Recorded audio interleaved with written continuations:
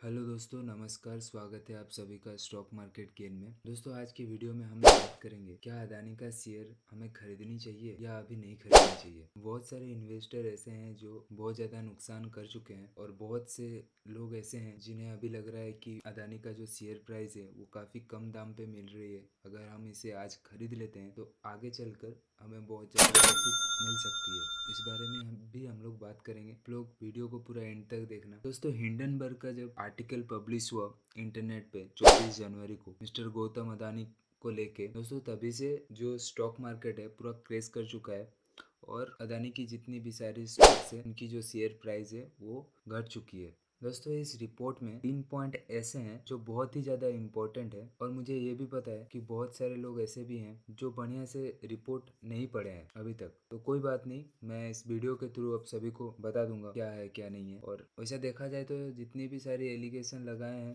Hindenburg ने, सारे के सारे तो इम्पोर्टेंट है, पर कुछ ऐसे हैं दो तीन जो सबसे ज़्यादा इम्पोर्टेंट है जिन्हें हमें ध्यान से देखनी चाहिए। तभी हम बता पाएंगे, तभी हम जान पाएंगे कि आगे अदानी की जो शेयर प्राइस है वो क्या हो सकता है और रिकवरी करने का कितने चांसेस है ये पता कर पाएंगे। दोस्तों, ये मैं नहीं कर रहा हूँ और ना ही ये मैं कह रहा हूँ, ये हिंडनबर्ग ने एलिगेशन लगाए हैं, उन्हीं के रिपोर्ट है। जब से ये आर्टिकल पब्लिश हुआ, हिंडनबर्ग ने जब से ये आर्टिकल पब्लिश किया 24 जनवरी दोस्तों वो डेट था, तभी से लेके अब तक अदानी पूरे दलदल में फंस चुके हैं और धीरे धीरे फंसते जा रहे हैं। उन्होंने 110 बिलियन डॉलर लॉस कर चुके हैं। अदानी खुद की संपत्ति 61 बिलियन से कम रह गई है, क्योंकि दोस्तों जो इन्वेस्टर्स हैं उन्होंने भी जो है उनका जो समर्थन है वो वापस ले लिया है। तो वीडियो में आगे बढ़ने से पहले आप हमें अप्रिशिएट करने के लिए चैनल को लाइक और सब्सक्राइब कर सकते हैं, ताकि हम फ्यूचर में भी आप लोगों के लिए ऐसे कंटेंट बना सके स्टॉक मार्केट रिलेटेड और फाइनेंस के रिलेटेड। अब दोस्तों वीडियो में आगे बढ़ते। गौतम अदानी के जो छोटे भाई थे राजेश अदानी, 2004-2005 में डायरेक्टर ऑफ रेवेन्यू इंटेलिजेंस ने दोस्तों इन्हें अरेस्ट किया था डायमंड ट्रेडिंग, इंपोर्ट और एक्सपोर्ट करने की जुर्म में। दोस्तों, ये 2 बार अरेस्ट हो चुके हैं और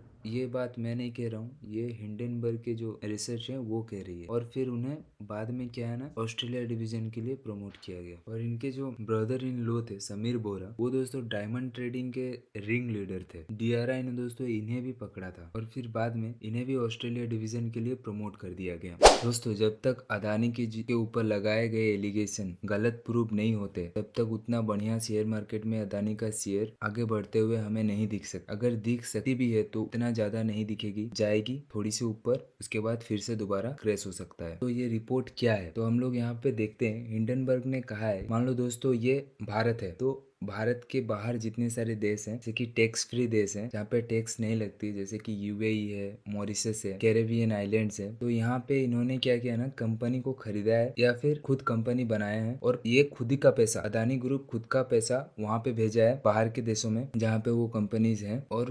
और वो जो कंपनी है वो सारी की सारी कंपनी इन्वेस्टमेंट कंपनी है और वो लोग कहाँ इन्वेस्ट करती है, भारत में स्टॉक मार्केट में। और वो क्या करती है ना, अदानी की जो जितने सारे शेयर्स हैं उन सभी शेयर्स को वो खरीदती है। और वो मतलब छोटा मोटा अमाउंट में नहीं खरीदती है, वो अमाउंट बहुत बड़ी बड़ी अमाउंट में रहती है, जैसे कि हो सकता है 10,000 करोड़ है, 50,000 करोड़ है, 60,000 करोड़ है, ऐसा अमाउंट में खरीदती है। ऐसा अमाउंट में खरीदने से क्या होगा, स्टॉक मार्केट में अदानी का शेयर बढ़ जाएंगे और जिसे दोस्तों हम लोग क्या कहेंगे, अगर कोई बाहर का कंपनी अगर इंडिया का शेयर मार्केट में अगर इन्वेस्टमेंट किया है तो हम उनको क्या कहेंगे, फॉरेन इंस्टीट्यूशनल इन्वेस्टर कहेंगे। तो हिंडनबर्ग का कहना है फॉरेन इंस्टीट्यूशनल इन्वेस्टमेंट इतना ज्यादा अमाउंट में, आखिर इंडिया का कंपनी में एक ही कंपनी में इतना ज्यादा पैसा इन्वेस्टमेंट करना क्यों है, तो ये हिंडनबर्ग का कहना है, ये सवाल पूछा है उनसे। तो ये एक बहुत ही बड़ी पॉइंट है दोस्तों। तो और फिलहाल के लिए हमें अदानी के शेयर्स मेरे हिसाब से नहीं खरीदनी चाहिए, क्योंकि 24 जनवरी से लेके अब तक जितने भी न्यूज आ रहे हैं सारे के सारे न्यूज में और सारे के सारे अपडेट में अदानी धीरे धीरे अंदर फंसते जा रहे हैं। ऐसा कुछ भी आता है, अगर हम खरीद भी लेते हैं अदानी के शेयर्स को, दोबारा कुछ भी अगर और भी ज्यादा खराब न्यूज आ गई तो फिर से अदानी की जो शेयर्स हैं और ज्यादा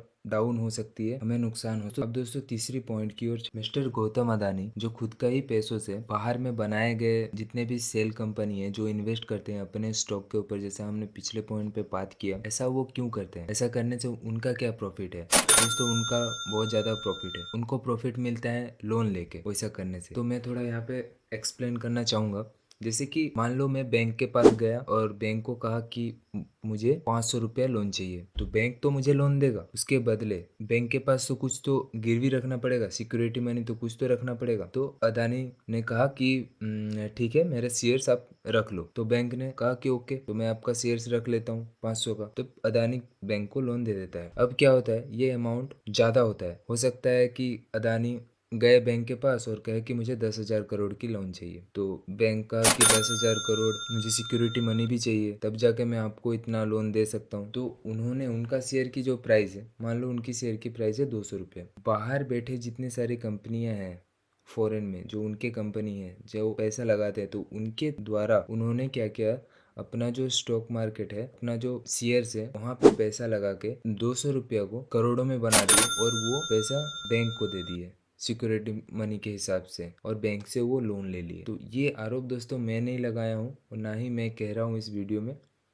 दी हिंडनबर्ग ने कहा है ऐसा। और धीरे धीरे हमें अदानी दलदल में फंसते हुए दिख रहे हैं। और जब तक ये सारी चीज़ें क्लियर नहीं हो जाती, जब तक सारी चीज़ें प्रूव नहीं हो जाती, जितने भी बड़े बड़े इन्वेस्टर हैं उन लोग भी इन्वेस्ट नहीं करेंगे अदानी के शेयर्स के ऊपर। म्यूचुअल फंड के बारे में तो आप लोगों को पता ही है, वो तो ऑलरेडी बाहर ही है। मेरे हिसाब से फिलहाल अदानी के शेयर्स नहीं खरीदनी चाहिए। हमें पता नहीं है कि अभी क्या हो सकता है ये 100 रुपया भी आ सकता है, 50 रुपया भी हो सकता है, या फिर ये 2023 का सबसे बड़ा स्कैम हो सकता है। इस तरीके के कुछ भी आता है न्यूज़, मैं अपना चैनल में ज़रूर अपलोड करूंगा। दोस्तों अगर वीडियो अच्छा लगा है तो आप लोग चैनल को चाहो तो सब्सक्राइब कर सकते हो और वीडियो को लाइक कर सकते हैं। और इस टॉपिक में कुछ भी अगर अपडेट आता है तो मैं वीडियो बना के अपलोड करूंगा इस चैनल पे। और शेयर मार्केट के लिए भी अगर आप लोगों को वीडियो चाहिए तो आप लोग मुझे